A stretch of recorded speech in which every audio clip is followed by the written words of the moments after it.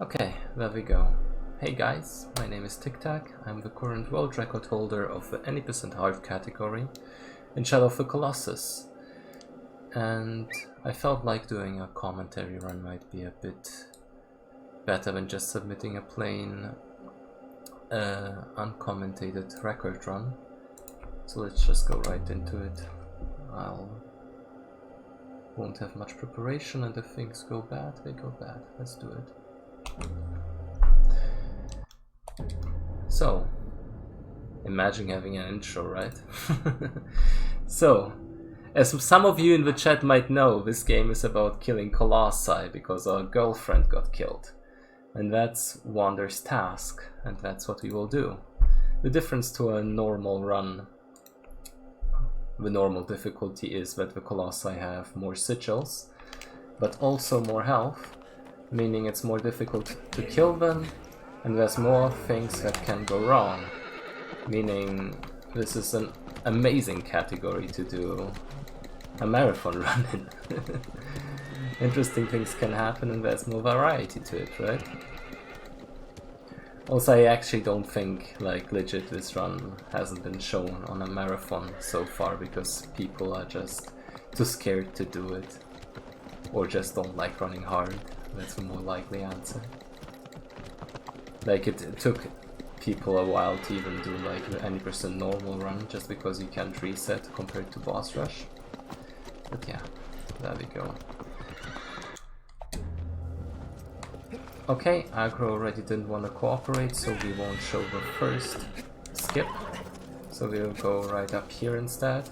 Usually would use aggro's boost to get up the wall there directly, but I guess aggro didn't want to cooperate for some reason.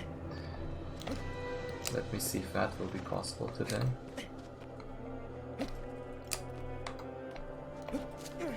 There we go, a little skip that never saves time because it takes so long to get it.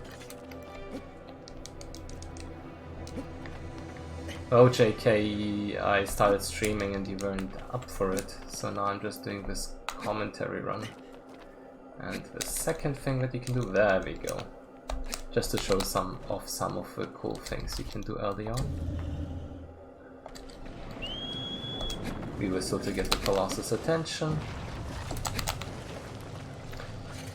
And now, instead of climbing up the back, we trigger the animation like this.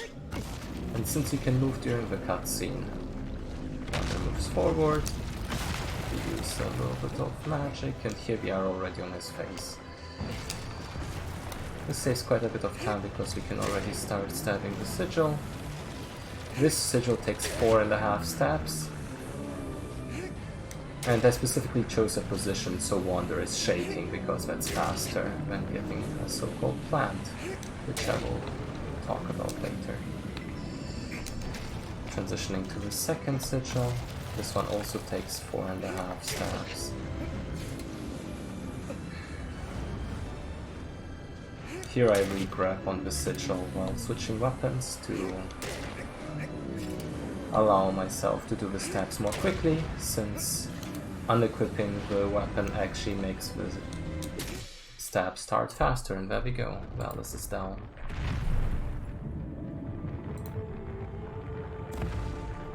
That was actually fairly good. I only lost time due to the section early on, with a few little tricks you can do.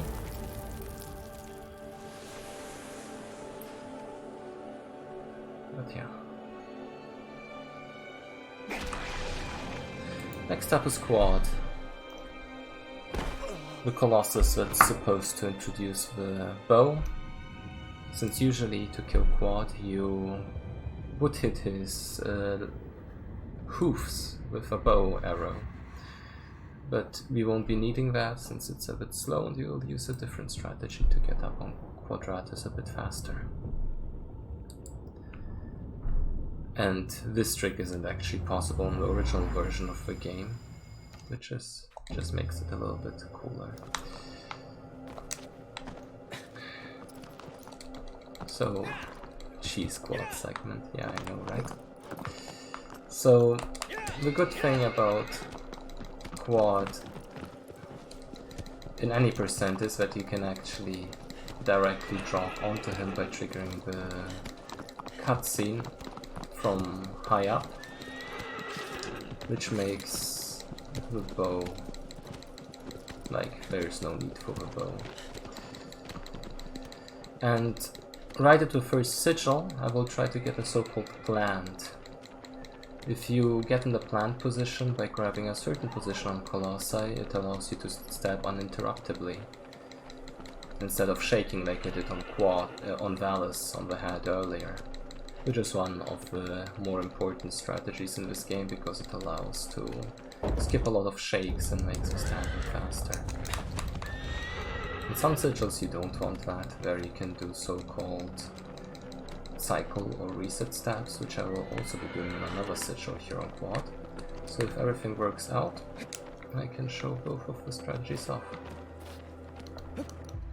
Okay, let's see if that worked out fine. Yep, we're already down here on him. Now I will try to get the plant position, which is a little tricky. Nah, I don't think I got it actually. This doesn't look right. Yep. I will try to get a backup.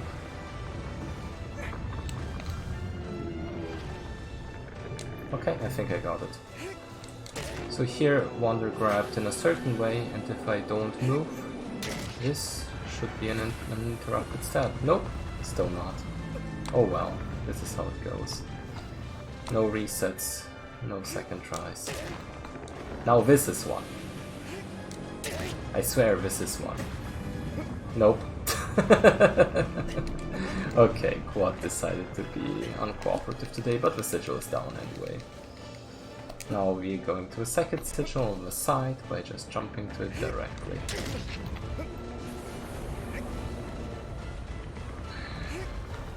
2, 3, 4. Oops, I actually forgot a half stab as well, but now I can do the transition.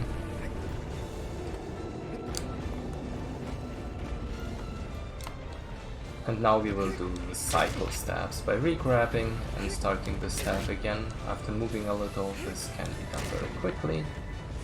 4, and if it works out, yep, you can also slash sigils if it's the last little damage you need, which is also a little faster. You can cycle stab on his head, or not, can't you? You actually, well, you can cycle stab everywhere if you want. In this case it would work out if you get the plant afterwards, but if you don't, it doesn't quite work as well. But this is fine. Quad is down, and now I hope I can show the coolest trick in the game, because if I can't, this would be kinda sad. Talking about Gaius, which is probably the most iconic Colossus in this game. I think it's the one on the cover of the new version. And usually you would make Gaius use a sword to hit a metal plate, and that would destroy some of his armor, making it possible to climb. But this is also slow, so we will try a different approach.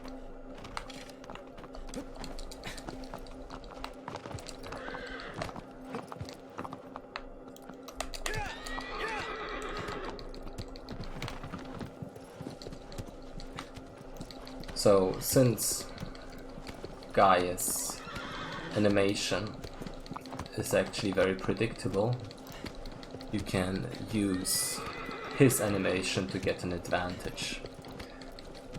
The physics abuse in this game is like very common. Like by using the movement of the Colossi, it is possible to reach heights and places that you're not supposed to in a usual playthrough. And the problem in a marathon run is that obviously if you want to show all the strategies that there are, it is advantageous to be able to reset, because here in any percent, if you're not able to get the trick the first try, you don't really have an option to reset the positioning, which sometimes can lead to a strat not working. But I still feel like the 90% run has a few advantages in a marathon setting over the usual boss rush.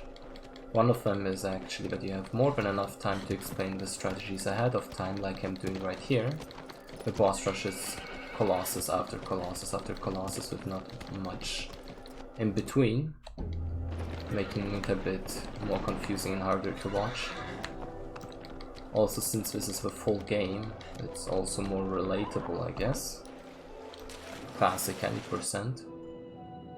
And also there's some strategies that are like a bit different compared to like the boss rush, since you can use terrain like I did on quad. That was an 90% only strategy.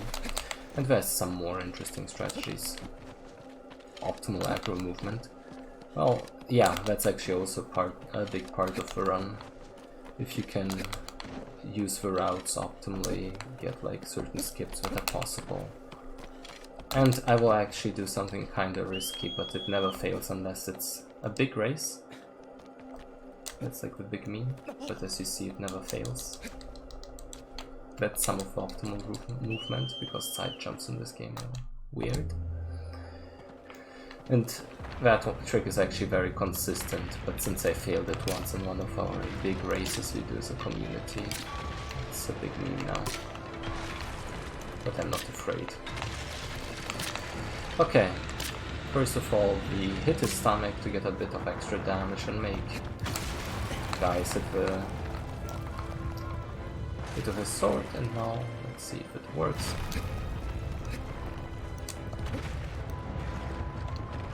Up! And we're up on his head. And I'm very happy with that one. Since this is one of the tricks that, if it doesn't work first try, usually you have to do a backup, which isn't quite as cool. Now we do 5 stabs in the so-called plant again. As you see, Wander is not shaking because I very specifically approached the sigil. This one is actually one of the trickier plants, it's very easy to miss this one. But that allows me to get... Whoa, okay. Gotta be careful here. Okay, this is fine. Now I will transition to the arm here.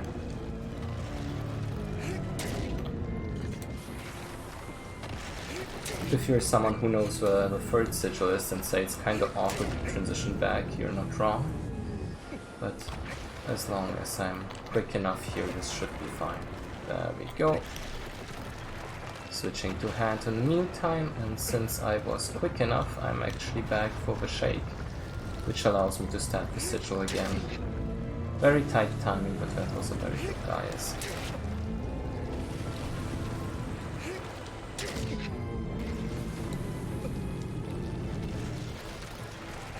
And let's try to go for a... no, the slash won't work as well. Let's just kill it like that. And that was Gaius. Actually a very, very clean one as well. I'm happy. And as you can see by my heart rate, that was kind of intense.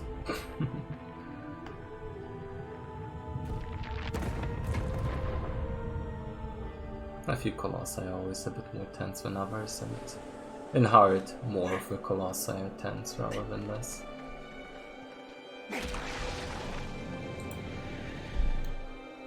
Next up is Phaedra.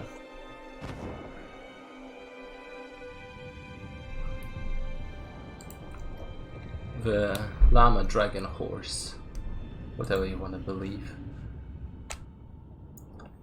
The casual strategy for this one would be to get Phaedra's attention and go into some tunnels where Phaedra would get curious, and due to the curiosity of a Colossus, definitely a dragon. Yeah, it's kind of a meme how like many people believe whatever the Colossus is, but in my opinion, if it's anything but a horse or a llama, there's something wrong. So anyway, usually you would use the Colossus curiosity by baiting it to check some tunnels. Donkey, yeah. That's a new one. and then you can climb Phaedra while it's like checking out one of the entrances to the tunnel, and that takes a while. Like, many of the intended strategies are just way too slow.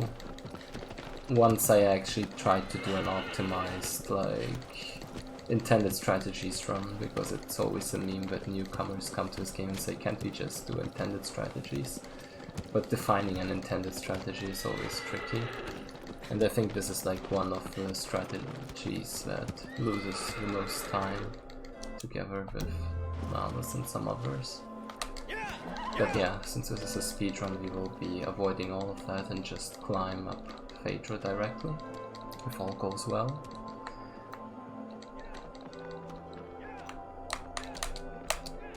Oops, aggro having some trouble.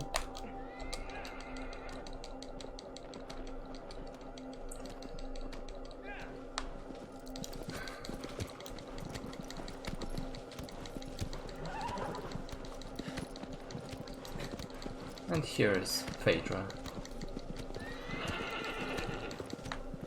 So with the right positioning and timing, it's possible to get onto Phaedra's leg and then use momentum or timing to get to certain positions. In this case we will be using momentum actually. There we go, and now we can jump up directly. There's like two ways of doing that, but since I got shaken on the first section, it's safer to do this by using the momentum. Slash the thing once, and since this is hard mode, 2 extra sigils on the shoulders are added, each amounting to like 2.5 stabs. A bit awkward to get to, and I'm gonna definitely take this a little safer, just to not fall down, because HTA Phaedra can get quite awkward. Okay, transitioning to the next. Oh, this is, by the way, one of the animations where you can definitely just fall down directly if you're not careful. Adding a bit more intensity to it. Some players who have tried to beat the hard time trials definitely know how intense this game can be. Some of the hard time trials give a lot of people a lot of trouble. Like Gaius is a very well-known candidate on HTA, which is just very difficult for people.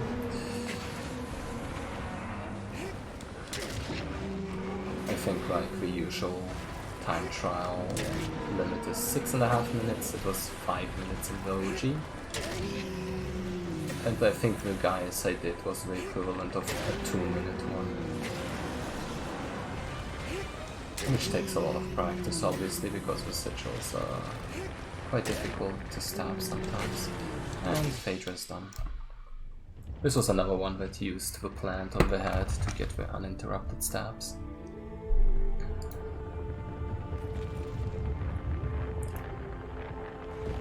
Alrighty. The next one coming up is Avion, which for speedrunners especially can be a run killer at times, because when you're trying to go fast, safety is sometimes not the biggest priority. So jumping everywhere, all around, can lead speedrunners to fall off. And that's a big disclaimer, because if I fall off, it can definitely happen. And it's usually because I'm trying to transition between the wings faster. In the NTA run, it actually has a very cool strategy where you try and jump from one wing to another directly. Which is very consistent, but if you fall, you look kinda silly.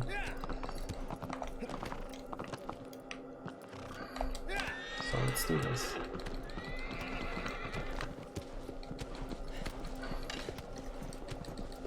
So now the question is, should I try to go for the wings jump stab once? It's something I wouldn't do in a run, usually, because it's quite risky and usually doesn't work even if you get it, but it looks amazing if it works. So, Foxy did it in ESA. Well, if Foxy did it in ESA, I can do it in one of those recordings and in the online marathons. I think Foxy fell off though later, right? I will attempt it once at least. Usually people say you should attempt every trick 3 times before transitioning to something safer, but I think in this case... Didn't he like fall in the transition though? I know in one of the marathons he got it very perfectly, and then another one it wasn't quite as clean. I'm not quite sure. It's definitely a very, very hard trick, so it's likely to fail. But I will give it a try anyway. Not even all of the top runners can do this one actually. Or as Hammer says, it's easy, but you're an IL runner. So that doesn't count. By the way, if any of you are watching, definitely check out the ILs. The ILs of this game are crazy and crazier than anything that I can show here. Also, it's kind of funny how like this became a marathon run out of nowhere. But I will contact No Holidays Allowed today, the organizer, to maybe give them this recording as well to show that I can commentate a marathon run. Since, yeah, I didn't submit a commentated version, so I thought it was appropriate to do so. And on obviously in any other marathon after that. I can use this one as a showcase if it is a clean attempt, which so far it really is. So the only problem actually with jump step strategies in hard mode is that Wander, like, he doesn't have enough stamina to do this one usually. So let's give it a go.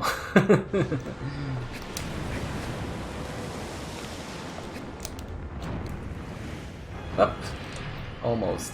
Could have even grabbed the tail. Okay. Basically the idea there was to jump step the sigil. I think my jump was either too late or a bit too low.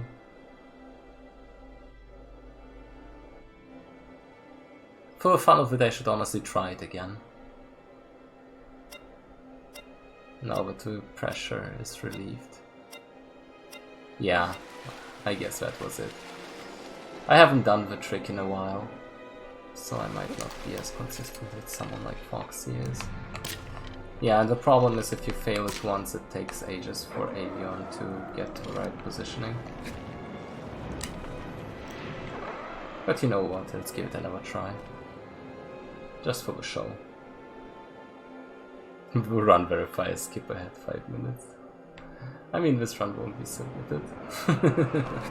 Oh, you mean that? Okay. Okay, that's... I'll just grab it to avoid further mockery.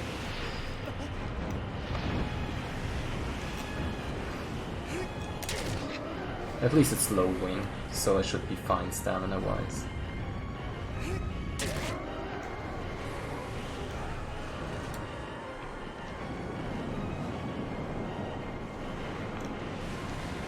Also, I can pretend. Oh my goodness. Gotta love Avion's animations sometimes, but this should still be fine.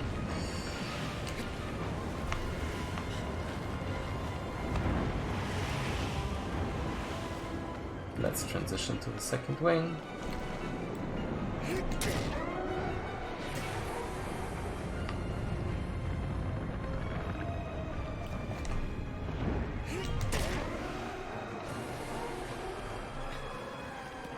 Okay, so this is what the Avion usually kind of looks like.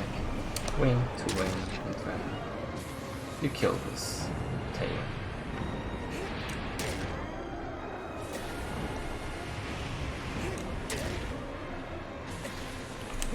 little jump step, and ABM is done.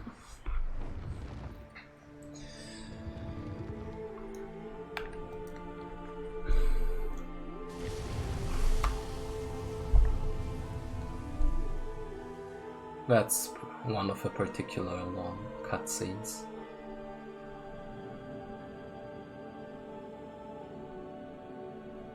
And next up is Barba. And Barba is actually one of the awkward ones.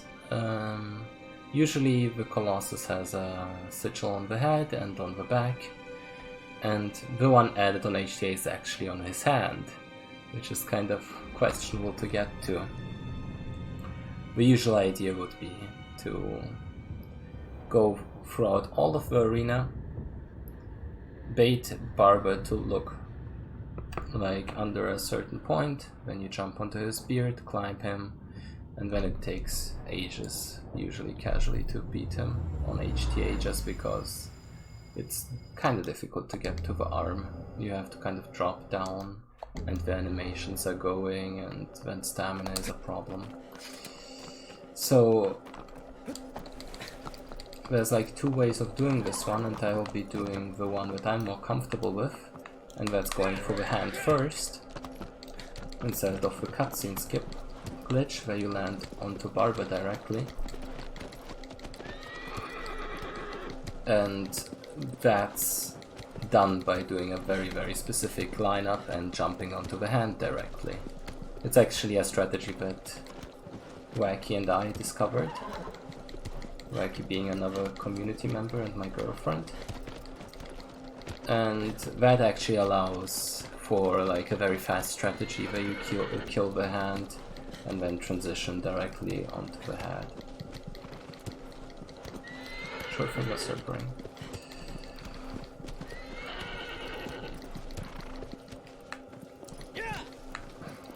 So the strategy is a little bit different compared to the NTA one, which is another cool feature.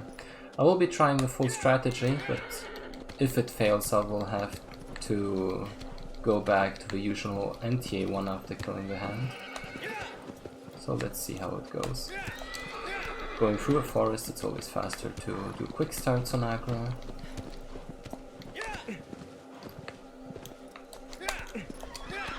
And here we are already through.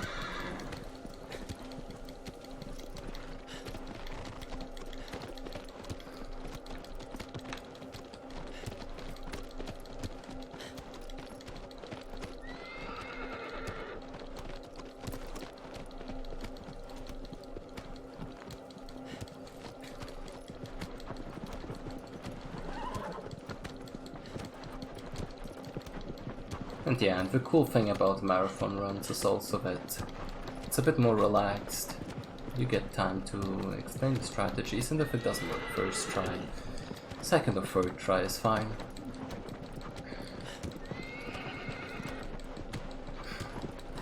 But usually it shouldn't be too much of a problem.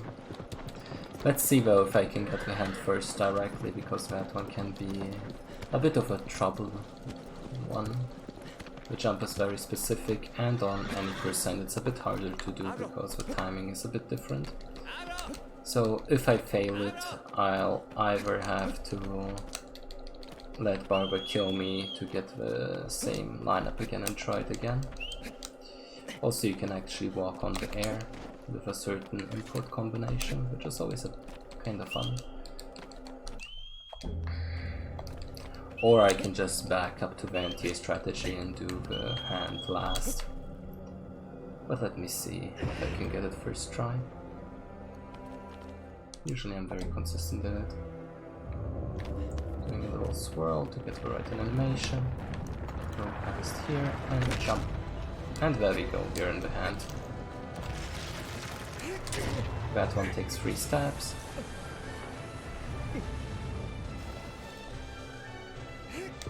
Okay, and as you see, the hand can be a bit tricky.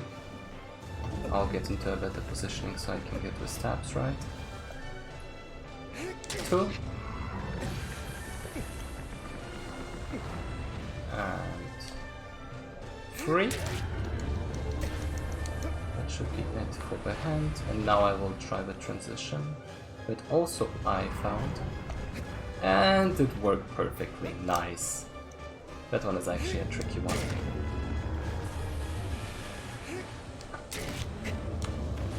And another great example of physics abuse that is also done differently in the normal run. 4 stabs on the head. I'll take this one a little safer to get some more stamina. And it's important to interrupt the stabs here. But Barba can be quite mean here, especially since during the cutscene you don't have the overview you usually have. And the last stab, another one of those weapon switches, and the slash. There we go. Clean Barba. I think this one even saves time compared to my record, which is amazing.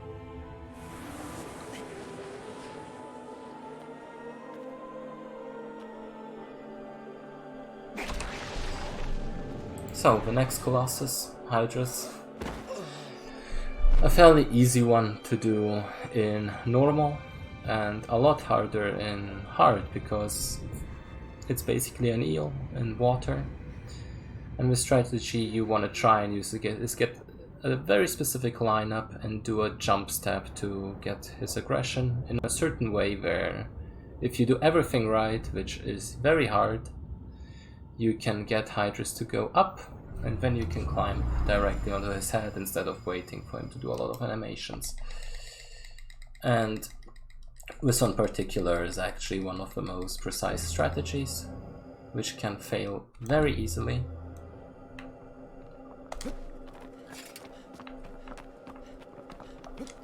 And the fact that my controller has a little dead zone is actually not ideal, but let's see if I can do it.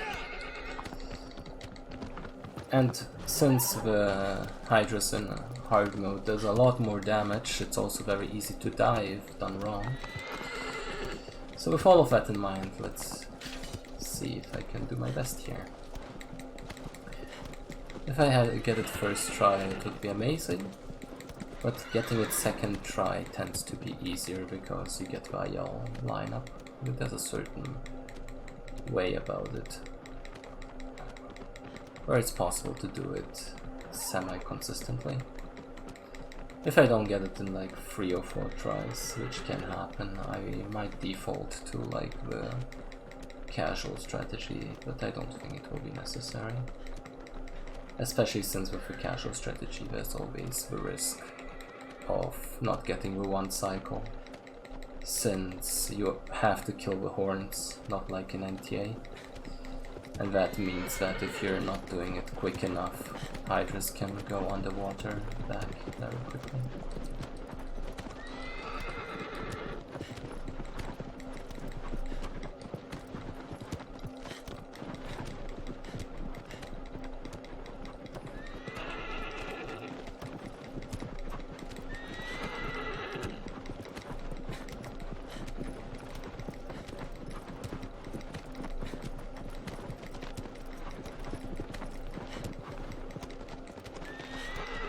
And yeah, the lineup is actually so specific that any little bit of deviation can lead to it not working.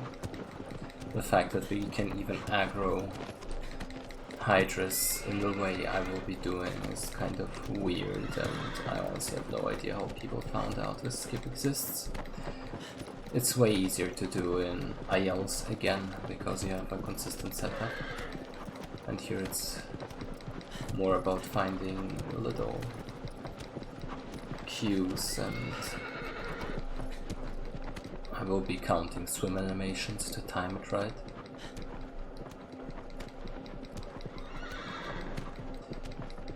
But yeah, since we started doing this and until now, there has been a lot of improvement on the consistency of that one. Back then, Church New, I think, was the first one who tried it in this version. It was basically a toss-up coin flip.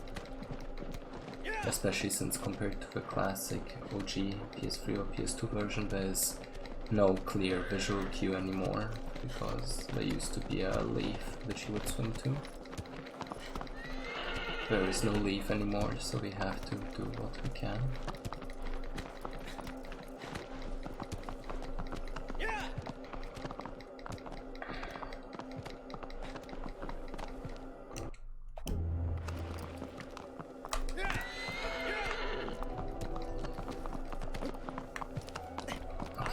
First of all, I wanna jump off the edge here and aim for a specific spot in the water. This should be about right. Now I wait for a hydrous eye to pass a certain point. 1, 2, 3, 4, 5, 6, 7, 8, 9, 10 and a little. So even though the lineup looks fine so far, it can be totally wrong and not work anyway. That's just the way the skip works.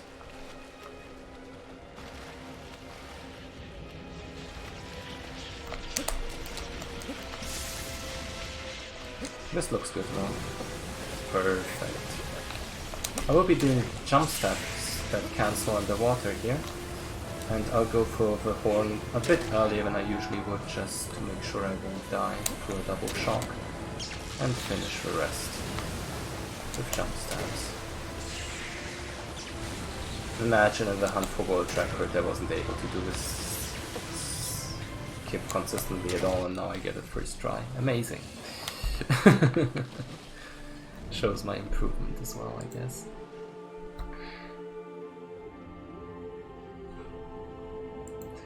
Yeah, this was basically as good as I wanted it to be. First try, and got all the jump stabs I needed without an extra cycle.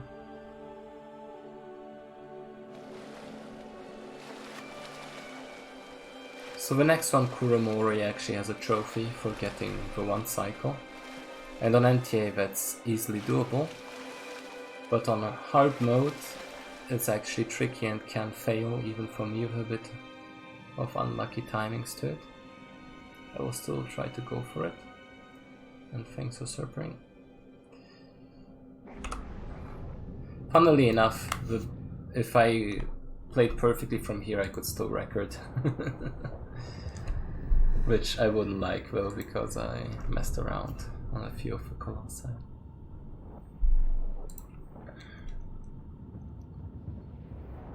But yeah, that's about the Pelagi RNG.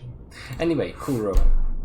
That's one of the Colossi that shoots lasers and firebolts or whatever. So the idea is, this arena is a Colosseum. You get him to climb up, shoot him down, and then if you did everything right, he falls down, gets stunned, and that's a moment where you can stab his sigils, 2 of them. In the normal version of the game, with a normal difficulty, it takes 2.5 stabs on each sigil, which is very doable. And on hard modes it's 6 stabs per sigil, which is very, very close to about the maximum you can do before he turns around. So it's a very tight timing, and I will see what I can do here. Here it's actually very important to do those cycle stabs I talked about on quad, where you get shaken intentionally to re-grab and start the next stab quicker. Because without doing that it's even closer.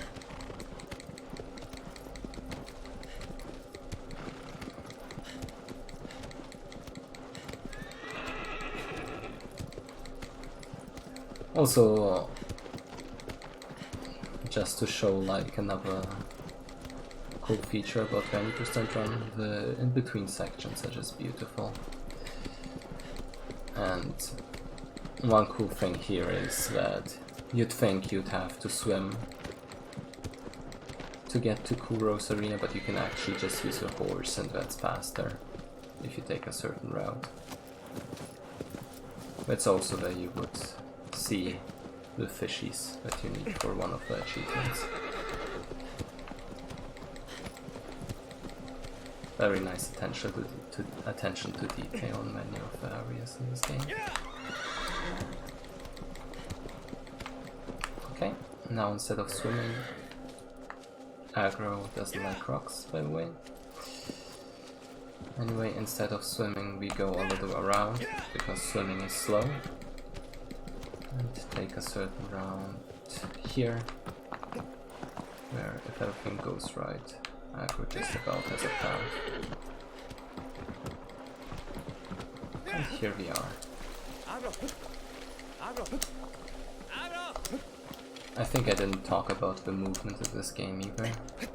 The game has a few controller settings, which are actually very divided in the community. For some individual levels you need certain controller settings, but as a main setting pretty much different runners use different ones that they are comfortable with. I'm using Modern Remapped, which allows me to do these double rolls by doing certain inputs. These are not possible on classic controls, for example, but on classic controls there are a few other things that have advantages, for like rolling out of stabs or having auto-aim. Anyway, this is a quick animation. We wait till the very top because that increases the stun duration. And now we jump down with the Colossus to be able to stab as quickly as possible. I prefer to get up the Colossus this way because you get a nice setup to get the cycles, stabs, 3, 4, 5, 6, and you better believe missing one of those will get me awkwardly close to failing the one cycle, but this should be fine.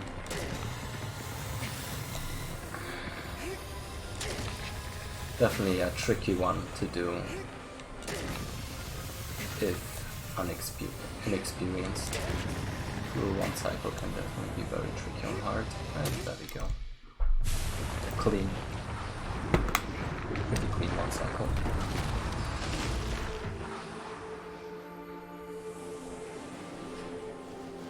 So basically we do this Colossus the same way as you would casually, but faster. But if you wanna get surprised, definitely watch Vial of this one. By Hammer, it's amazing. Yeah, I'm actually saving time. This is a great run so far. If I didn't mess around on Avian, it could even be Wrecky Pace. But whatever. This wasn't the goal of this one, and I'm enjoying myself very much. Yeah, it definitely is. So, next Colossus. Bassaran. The big turtle that every casual player and some speedrunners hate. The usual way of doing this Colossus would be to get Bassaran to the geysers. The geysers would then make him fall over, then you could climb up and then get the sigil on his head. And all of this is incredibly slow, and since speedrunners always find a way to avoid slow sections, this is no exception. And it's a specifically cool one if it works well. On any percent it's a bit of a harder setup, but the good thing is I can make this one work regardless, because there's a way to do a backup if it doesn't work, but I'll only talk about that if it gets to that point. Just saying that this one is very easy to show off, even if it's second or third try. And yeah, Shadow of the Colossus speedrunners have a tendency to abuse physics in this game a lot. And what that does specifically in this case is make the physics look kind of ridiculous, even though everything works as intended. This is actually not a glitch, but a very specific use of game mechanics. I guess an exploit, if you will, but it's specific enough to not really be exploitative, but more so just high level of mastery of a game if you can do this one consistently. Anyway, how it works. Basically, if you get into a certain position and get onto Basran's leg, and make sure to handle the fight in a way where Wander doesn't shake, it is possible to use a certain movement of Basran to get insane sideways speed. And let's see if I can do it first try. The first try one is a bit more difficult since in 80% you're kind of always a little bit in different positionings. And side jump, there we go. So the cool thing about this skip is that the side jump I just did basically gets a lot of extra charge by Basran if you do it in the right way. So this was basically me just using Basran's energy. The sigil can be a bit annoying though. Just gotta make sure to not fall off while resetting his animation. Here as well, it's important to use plants. And once I get past half health, it will be possible to stab uninterruptedly.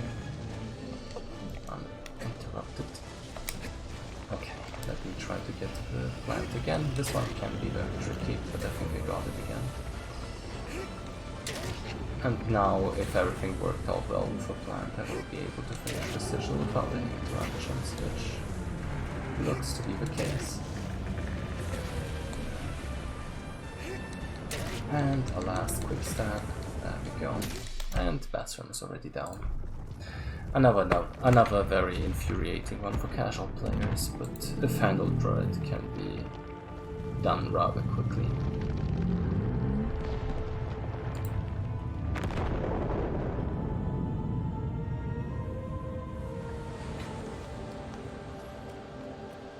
Just going closer to the tendrils to trigger the cutscene a little sooner. Now Dirge, another fan favorite in many cases. The Sand Snake, where you have to hit the eye to stun Dirge and make sure to be able to hit the sigils. The biggest difference between a casual run and the speedrun way of doing it is there is a way to one cycle Dirge by doing a very specific thing, which can easily fail because it's literally as specific as a little bit more or less of a charged stab. Basically, how it works, the sigils have a very specific amount of stabs they need to be destroyed, and obviously destroying all sigils kills the Colossus, but there's a way around it. If you can do damage to a Colossus in any other way, it adds to the total, which you don't actually need to finish one of the sigils, and that's the trick here. By hitting Dirge's eye with an arrow, you're doing extra damage to it, which isn't included in the sigils. And now, if you were to understab the sigil by the exact amount you deal damage to the eyes, which is a very tight margin, which is why it can fail easily, because you can easily understab or overstab it. It's a very tiny amount. But if you do it just right, you don't destroy one of the sigils and destroy the second one, while just about having enough damage to still deal a killing blow to the health. And why that is advantageous to do is usually in the casual way of doing it, after killing one of the sigils, Dirge triggers, basically triggers the animation where he goes back under the sand and you have to trigger him a second time. And by abusing the fact you can one cycle him. But obviously, very specific one. It's even more difficult in LTA because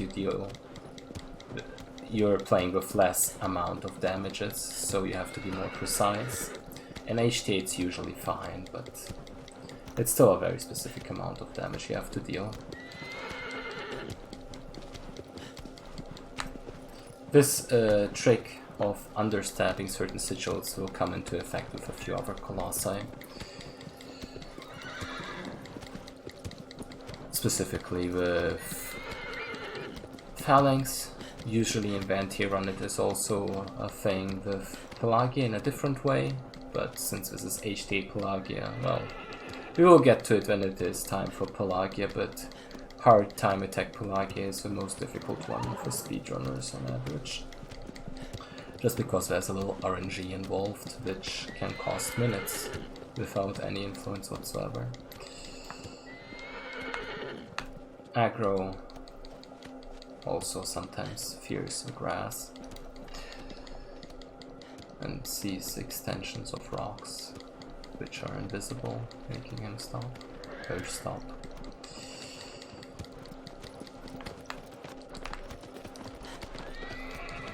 Okay. Also, the way I will try and shoot Dirge is supposed to be faster than a casual playthrough. Let's see if I can actually do it. The aim is precise, so hopefully I can make speedrunners proud here.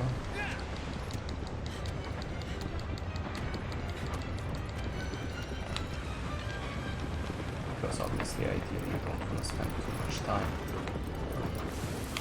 hitting the eye. Ah, I failed, okay. I took the turn a little bit too tightly, but I should be fine here. Will you?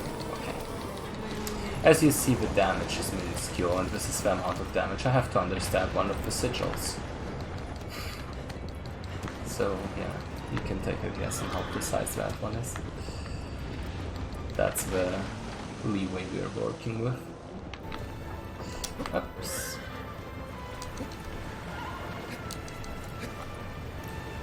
This one will be 4.75 stabs, just about. 2, 3, 4, and now comes the precise one. Close. It might be understabbed or just about right. I'm not quite sure. Looks okay, I guess. But might be just a pixel off. In which case I would have to do all of this again. But yeah, that's the idea. Wonder not getting the plant to save his life. Ah, okay. Almost! Almost! Did you see it? I missed the sigil by just a little bit. There's a way to save if you miss the one cycle by jump stabbing the other sigil. I almost got it, but it's very unlikely to work most of the time. But giving it a try is always fun.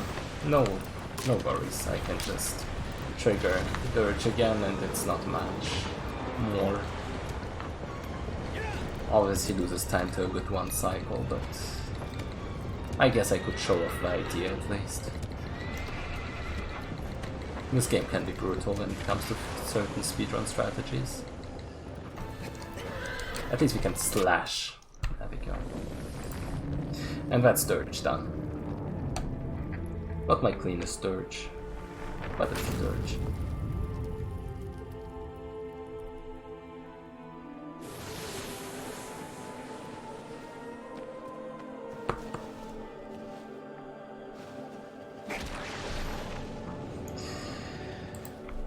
So, next up Celosia,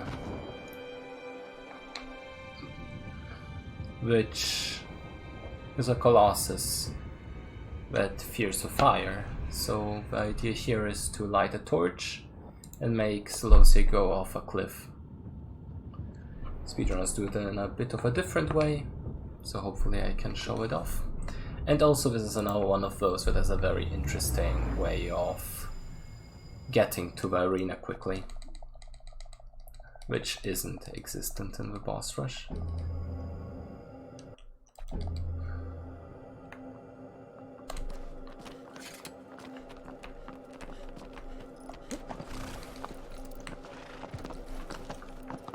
Because if you jump in a specific way, it is possible to just about jump directly to the arena instead of past it, which is a little bit faster than the usual way to it.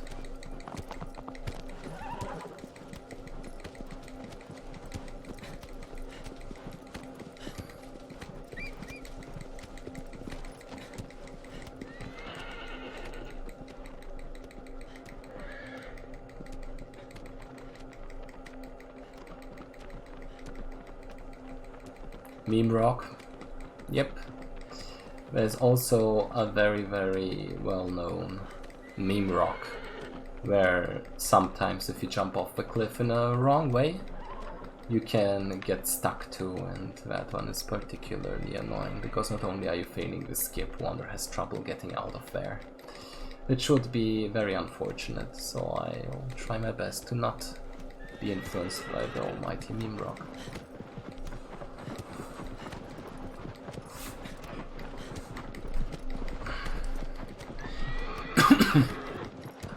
But yeah, if I keep my pace, I will be done with Celosia in sub 1 hour, which is very good for a hard any percent.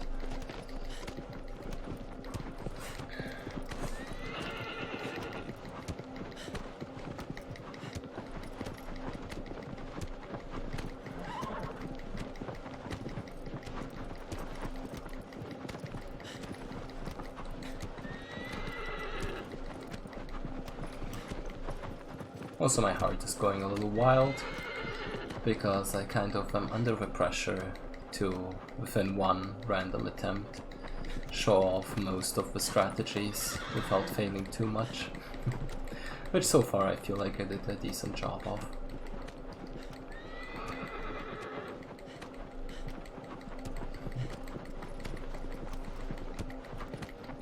Okay, let's go. Let's see about that meme rock. Ah, okay.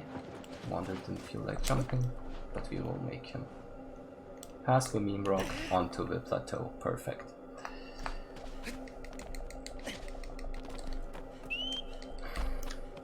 So, and the other way speedrunners do this section faster is by abusing a weird fact about the AI. First of all, we want to obviously get to a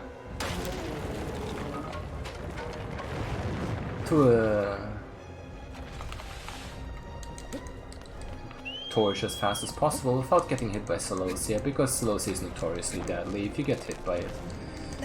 So I did a decent job at that, and now, to make matters worse, by doing this, you're basically... oh, this will be painful. Yep. So basically by holding the torch while Celosia is on the edge, you're still triggering the needed things.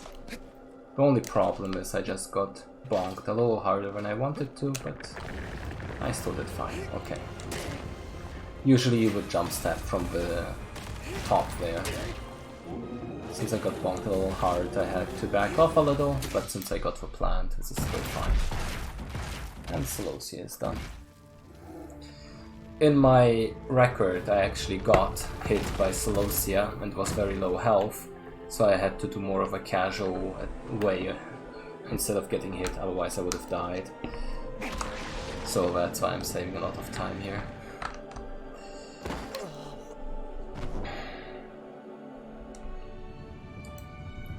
Now, next up Pelagia. Especially in hard mode, the most hated thing in this game. At least, it's my least favorite part of this. It's very tense. Basically, ideally, the way to do Pelagia in hard mode is a 2 cycle.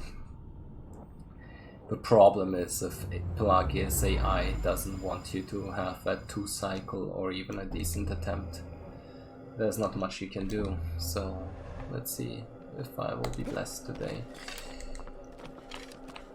Basically you have to get Pelagia to those gazebo thingies. From there you trigger Pelagia, which reveals the sigil, and then you stab it. In the NTA with very precise stab amounts you can achieve a 1 cycle. In HTA it's impossible, to our knowledge, to 1 cycle, because after half health you just don't have enough time to do so. There's some experimental strats going on where you kill Pelagia underwater, so another very cool NTAIL, by the way. But here, since we're also going for consistency, I will attempt a 2 cycle, which is basically... which requires to get onto the sigil very quickly, get 4 stabs out very quickly, and then you try to jump back onto Pelagia during the cutscene. And that's what the problem is. If you miss that jump during the cutscene or wander, yeah, that's a problem. Basically, you don't have control during the cutscene. So if you miss the jump or wander shakes a little too much and falls off, there's nothing you can do. Also, there's 2 ways in which Pelagia can turn, which also makes this strat particularly brutal. The current world record holder Inception in the hard boss rush actually loses a minute. Just about a minute to the Colossus just not behaving. I also lose a minute in my any % hard world record to the Colossus not behaving actually. Because sometimes instead of getting up the gazebo, Pelagia decides to be like, no, I'll turn away, and there's nothing you can do about it. And that's where you lose a minute and cry a little. But yeah, considering this whole run is a lot of chaos and a lot of things that can go wrong, reaching perfect optimization is probably impossible. Even in the normal run, but even more so in the hard run. I think the NTA boss rush by Inception already is very close to perfection. There's only like 15 more seconds that he can reasonably save. More or less.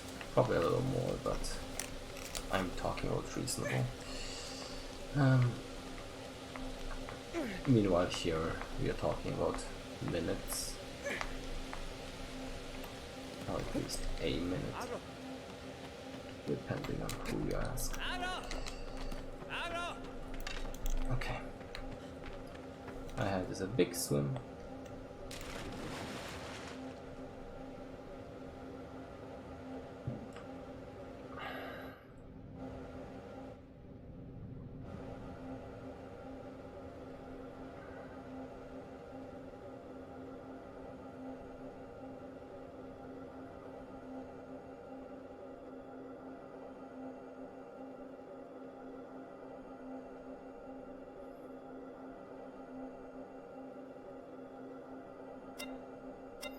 Okay, and the first precise trick already is coming up. Right now I have to hit very specific 2 arrows to even get onto Pelagia quickly. Okay, that worked out. Just not in a perfect way, which will make this a little harder.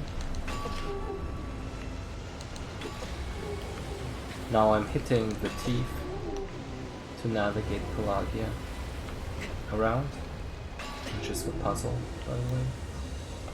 Okay, now I'm hoping Pelagia will be gentle. Perfect, getting the animation. Now another tricky jump down, and now I think I got it. Okay. I think I got to the point where I will be able to get the 4 steps, unless one of them cancels, which happens sometimes. But I think I'm safe here. There we go. And now the second part of the trick where I'm trying to get back onto Pelagia during the cutscene. And... okay. Now here I'm at the mercy of the AI. As you can see, Wander is on Pelagia, but there's nothing I can do about which way Pelagia turns, how Wander falls, so it's... okay, this is actually perfect. So, the funny thing is, if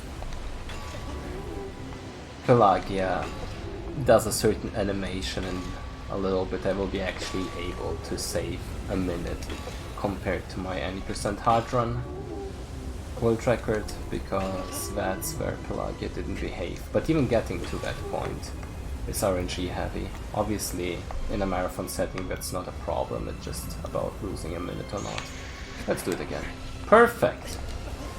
Imagine Pelagia behaving only in the runs where it doesn't matter as much. And now 3 stabs and this is done. This is a Pelagia I would want any time. Awesome.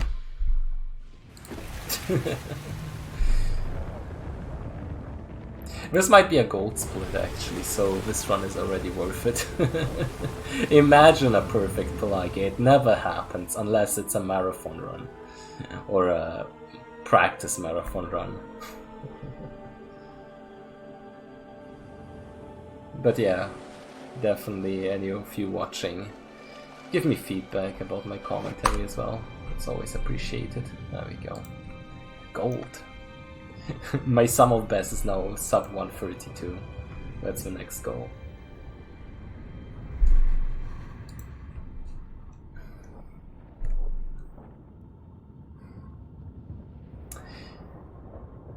Anyway, phalanx. This one is another one that abuses the fact that sigils don't have to be destroyed to count. Since usually one cycling this one would be trouble otherwise. Especially on hard mode, it's especially difficult since they have a lot. Okay, I'll try to keep that in mind.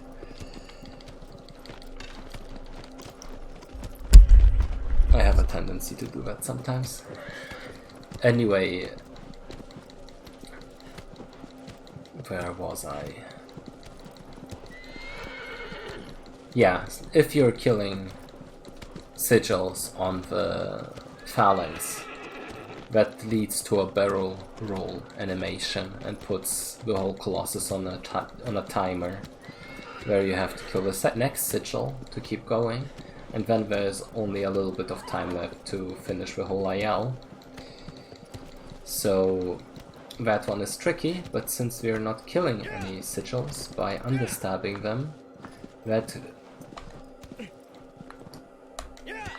basically bypasses the whole problem and makes it easier. And that's achieved by getting the extra damage off the arrows initially, since you have to hit a few sacks to make phalanx go down to a point where you can actually climb up. The IL is a very cool one, which is actually also used in the boss rush, where you do the arrows in a certain timing where phalanx basically drops down enough where you can just directly straight jump onto the thing without climbing.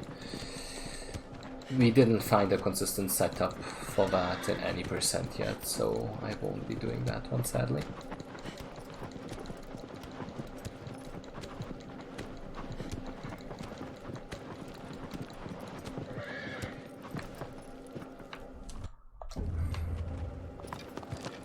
Okay, but we will hit the stacks right away. And the last one. Doing this from a standstill makes the whole thing a little easier. In Vial you would be doing it while running with aggro.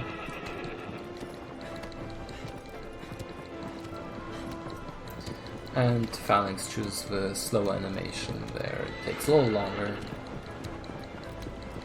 but it's not that bad of a time loss.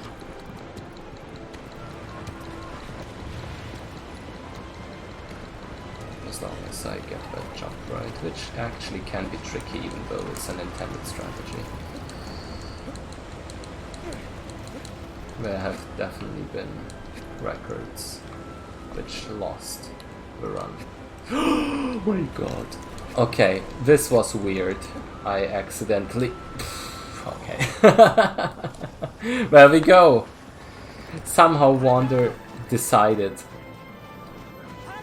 to jump around unnecessarily, even though I am pretty sure I didn't hit the button. Oh, and that even made the sax recover. Beautiful. Well, this will cost a little time, but no worries. Yeah, this never happened before, to keep the meme going. I mean, it did, but that was basically me just accidentally hitting the jump button and Wander getting backwards direction for no reason.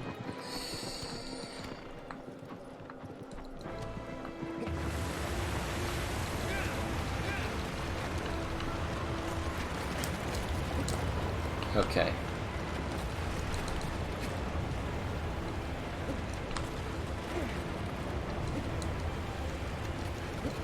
I'll keep this one a little bit safer. Let's see. No jump spam. Okay, this should be fine. Now, understabbing, as I was talking about. I also demonstrate the way things can fail, I guess. Just to be extra in-depth about the commentary. This sigil is not killed, but it's more than a third of damage. If done right. If done wrong, sometimes you can understand it and then all kinds of stuff goes wrong. But usually that shouldn't be an issue. That was almost too much, but I think I'm fine. Okay. Jumping back. Which is actually a tiny bit risky because the animations are a bit different. And now I'll do a couple jump stabs to finish it off. Let's see if I can get the quick one. There we go. So yeah, not the cleanest phalanx, but I could show off the one cycle anyway.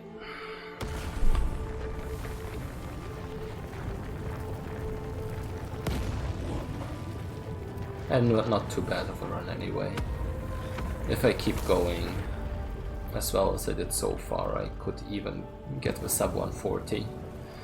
Specifically for this run I chose 2 hours as an estimate, just because there's a lot of things that can go wrong, and I'd rather use an estimate way too high, and usually it won't even get to that. Like, my average run is definitely a sub 150, but I guess if I failed every strat, technically it could get close to the 2 hours. But if everything is correct, sub 150 or sub 145 should be the norm. Keep in mind I'm not using an SSD, and the game is measured by in-game time. So someone using a PS5 or an SSD would be faster. If I get those till the run, I might actually be able to lower the estimate because of the loading times. But until then, the run will stay like that. Okay, Zenobia, my favorite Colossus, which is the one I've worked most on, actually.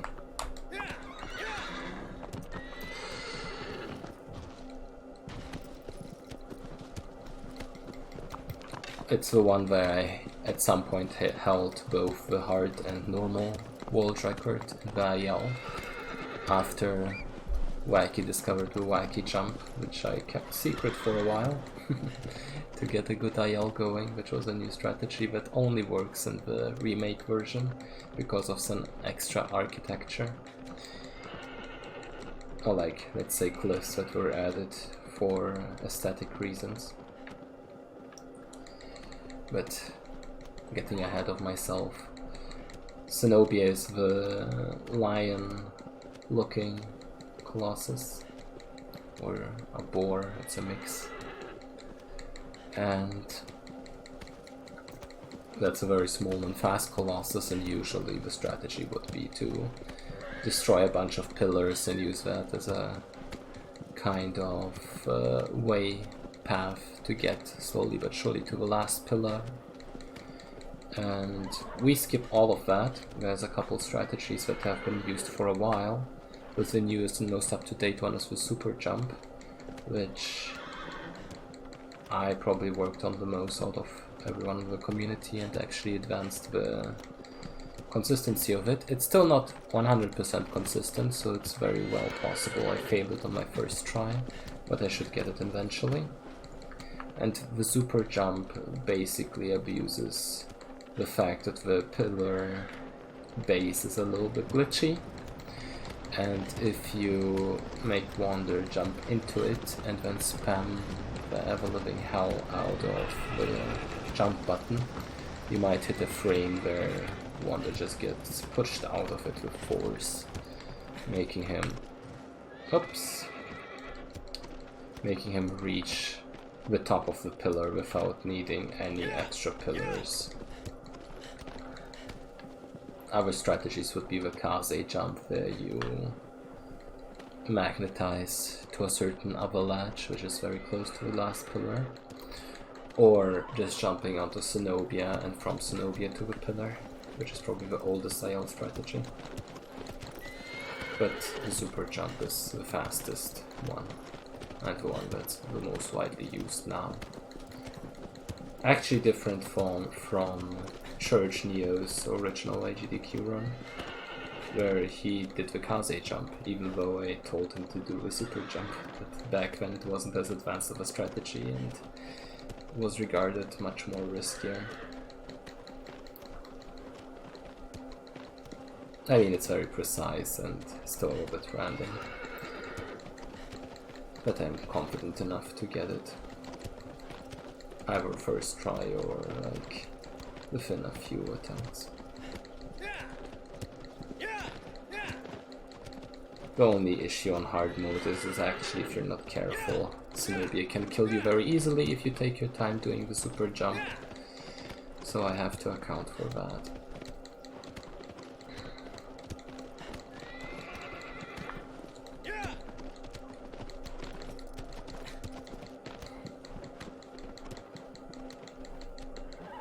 And other than that, basically the rest is identical to the NTA, besides the fact that the sigil has a little bit more health, and so it takes longer to kill. But since we're using a plant on that one anyway, it's not that much of an issue. And yeah, the other strategy I will be doing is the wacky jump. Basically, once you're at the top of the pillar, there is a way to jump to the plateau directly during the cutscene. Ideally, or as a backup after the cutscene, it's still possible to do. Since the Blue Point added a few little aesthetic plateaus which didn't exist in the OG, where you can actually jump onto, and from there it's possible to reach the final plateau. And I remember when Wacky showed me the strategy, my mind was absolutely blown, because I knew that meant I could claim the IL records if I practiced it a little bit, and I managed to. Now I don't own any of the records anymore, but at least I did for a time. And that was the dead zone of my controller, which I will get a new controller tomorrow, so it should be fine. Jumping over here, going directly to the last pillar. Usually you would go directly, but we don't want Zenobia to be as fast, so we have a safer jump. Not first try. Okay, now it's... Okay, I might be dead. So much for the confidence. Okay, not quite dead. Let me try it from this side. It's definitely a little awkward now.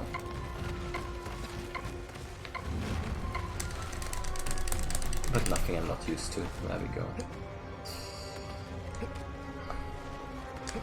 I guess I'm also the community member who's the best at the backups here. I know some claim if you don't get it the first try, it's impossible to get the backup. But indeed it is possible. Okay, let's see if I'll focus on the wacky jump here. So, jumping directly there. Okay, I'm actually not sure if I got it. No, I didn't. Okay, let's do the backup. Wacky jump. So as you see here, these are the plateaus. And this is basically the way you get up to the plateau. A bit of a wonky Zenobia, but still decent enough.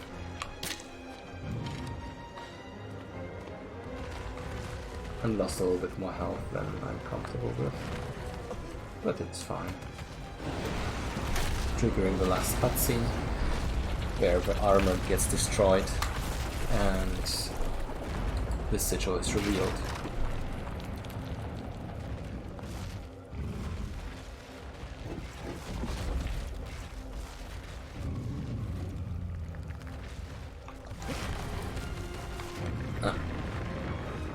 Okay, that's a plan. And now I'm able to just slowly but surely kill the sigil. Zenobia is trapped in this little animation because I got to the sigil a little quicker than you'd expect. And that's Zenobia done.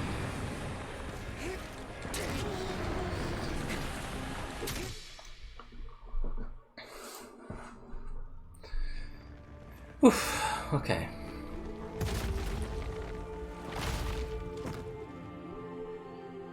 Definitely retained my confidence there, just about. Dying there wouldn't have been a big issue, but it's not something I want to do during a speedrun. Okay, Argus. This is another one of those very crazy ones, where the strategy is very cool looking and a bit tricky to do. With a little practice, it's fairly possible to do consistently though. Basically, Argus is usually done by climbing onto a bunch of structures around the arena, where you slowly but surely work your way up, and then from a bridge jump all the way down. But that one is not required. Basically, by abusing another one of those animations similar to Basuran in a way, it is possible to get onto Argus's head directly, but that's only half of the strategy. The problem is the weak point you would usually trigger to make Argus drop the weapon. You can't trigger that one unless you do the intended strategy. So the issue here is we're actually not able to make Argus drop the weapon, and speedrunners go around it by basically just stabbing the sigil while Argus is still holding the weapon. And this one is usually done first to ensure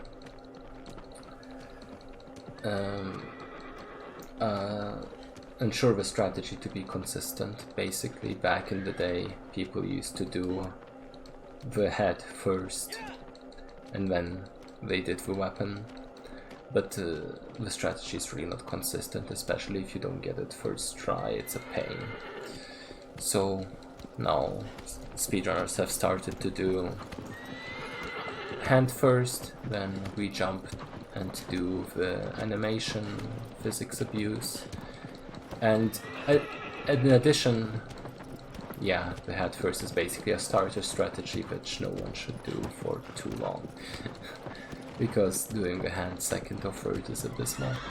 In addition to that, on hard mode, there is also a sigil added on the chest, which is abysmal. It's absolutely abysmal. it shakes a lot and stamina might be a problem. That's another reason why doing hand first is beneficial, because it's easier to do that sigil last.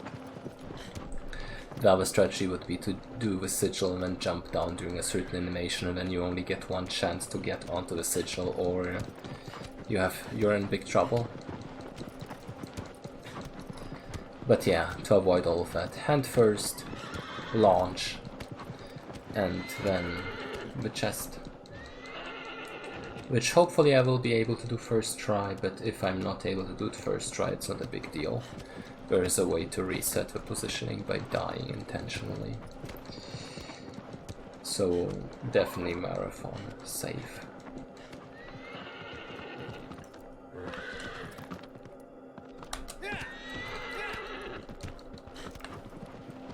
Okay.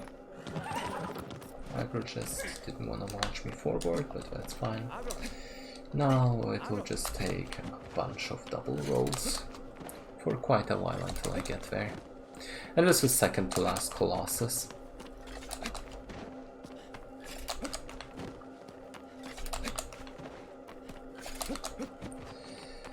And probably the more difficult of the last two, even though personally I, as me, TikTak, the person, the speedrunner, is known to fail a lot of runs on Malice, the last Colossus, which is quite the meme at this point. I've actually failed some world record pace attempts on any percent before by Wonder glitching and into terrain which never was thought to be possible, or where I'm just falling off the head and dying on the last stab and weird stuff like that. This won't happen usually when there's nothing at stake. It usually only happens when it's like world record pace or something. So we should be good here. Anyway, first we trigger the animation to get the right animation to jump here. Now I get up and try to jump directly to the hand. Now this one is 2 stabs instead of just 1, because this is hard mode, which also makes this one a little bit trickier than usual. Now I'm basically jumping to this one directly is the best, but there's also a way to do it if you miss that jump. And now, see for yourself. Amazing stuff. First try is actually very good. Okay. Now I got the plant, I think. Yeah. So this will be 4.5 uninterrupted stabs. I lost count. I think it's like 1 more stab. I hope. Yep. And now the transition to this sigil. This one is a very tricky one. I'll try my best to get this one done quickly.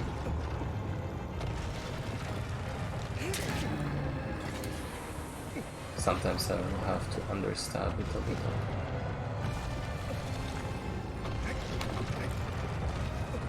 Ah, okay.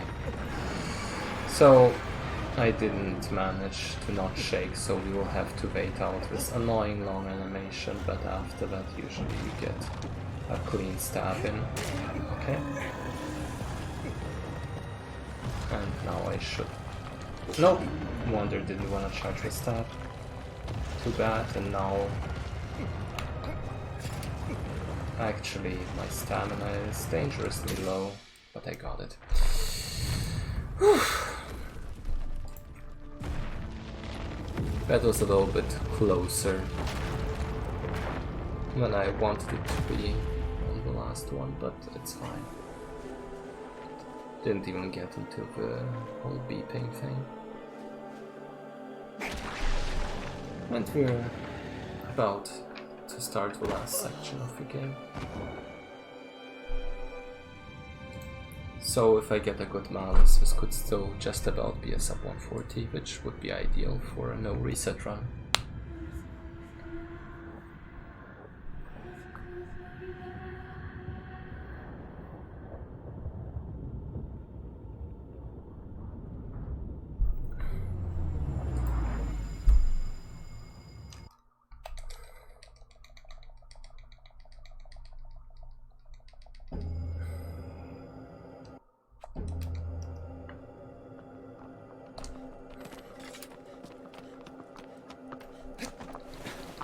Okay, Malice.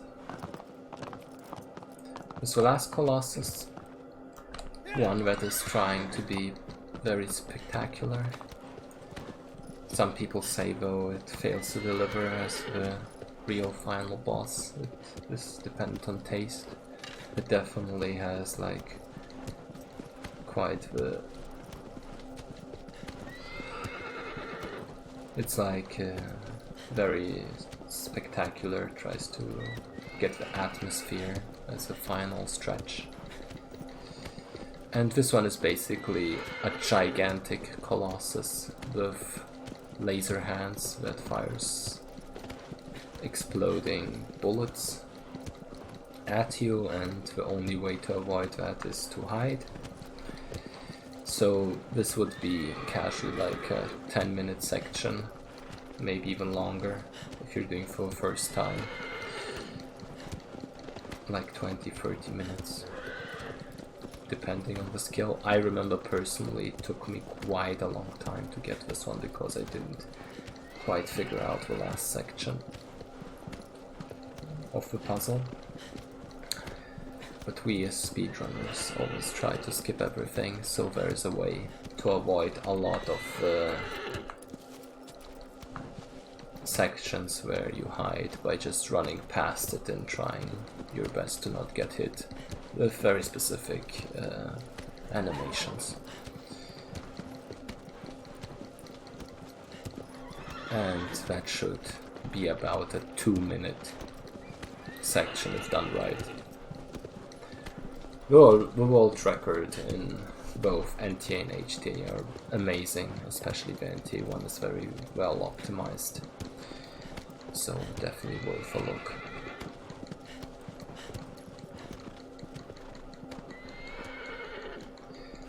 So the whole way we activate the last section is by shining our sword at the trigger point there, which opens the gates. There is actually like a way to trigger all of this very early in New Game Plus, but even there's restrictions to the boss appearing, but there is a category called New Game Plus IMG, where it's actually possible to skip half the Colossi by using a very specific glitch. Not possible in the usual any percent category though, so here we still get to see all of the Colossi in their entirety.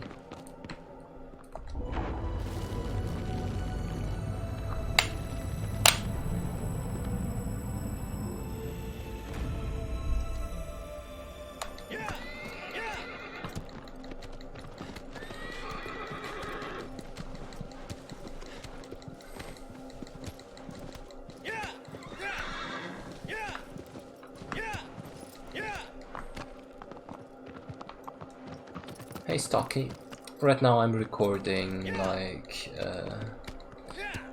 any percent hard commentary, no reset run, to submit as an extra to my submission at the No Holidays Allowed marathon, and in general for future submissions if I ever decide to run any percent hard.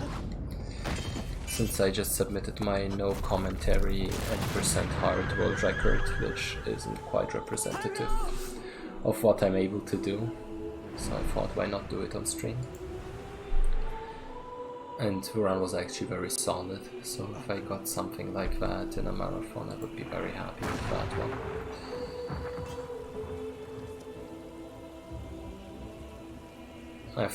I think it will equal to like a 112 maybe even. Actually would have been on pace to beat Sean in the big race potentially.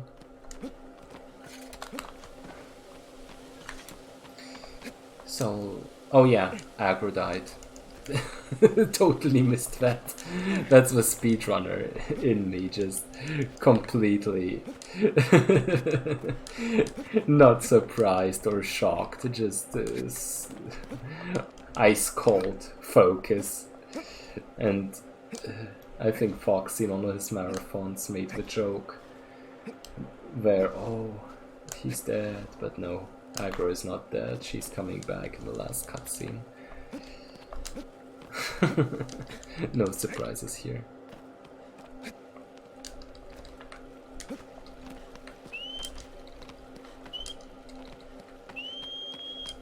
Oh, Serping, you actually did the baby stream where you walked through the whole thing. That's awesome. The Last Guardian is another run that I will hopefully learn soon.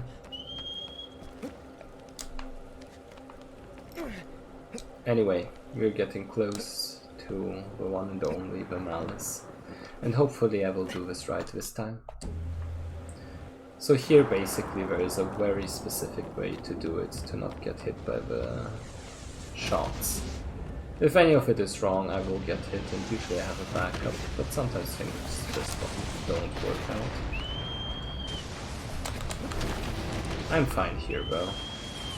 Like I said, it only ever doesn't work when it's something where it counts, like the world record run.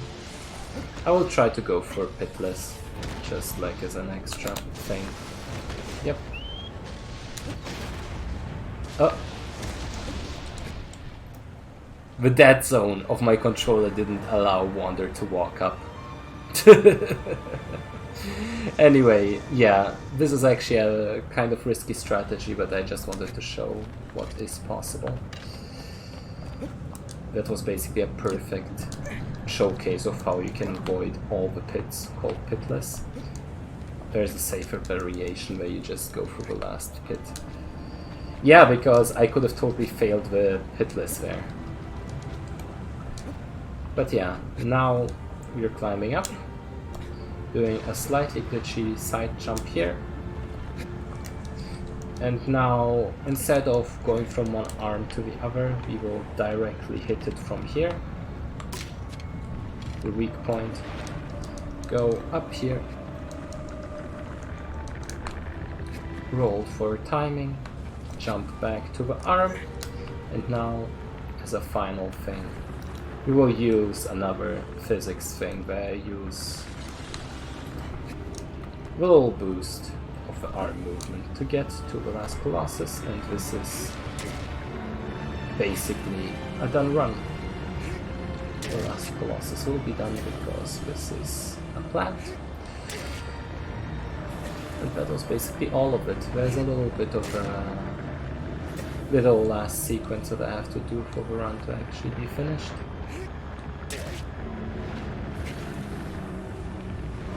But this is basically it, and I'm very happy with the run.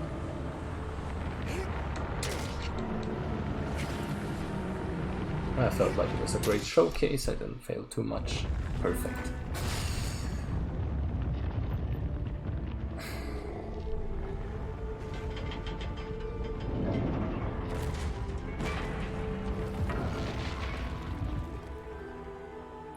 So, now that Wander has killed all of the Colossi and fulfilled the god Dorman his wish that he needed to revive his girlfriend, things are about to get really crazy. As speedrunners, we obviously skip the cutscene that introduces that.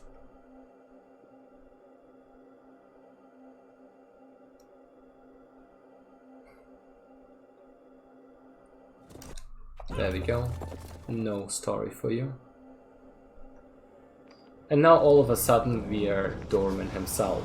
Basically, after killing all the Colossi, Dorman was released and now took over the body of Wander. And the other guys are trying to stop him. A little celebratory vape.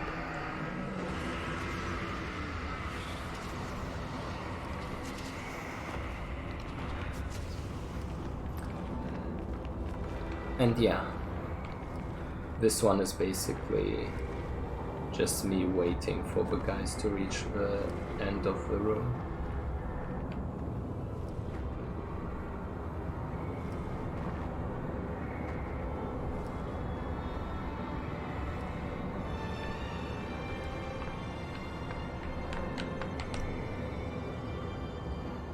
leading to the final stretch.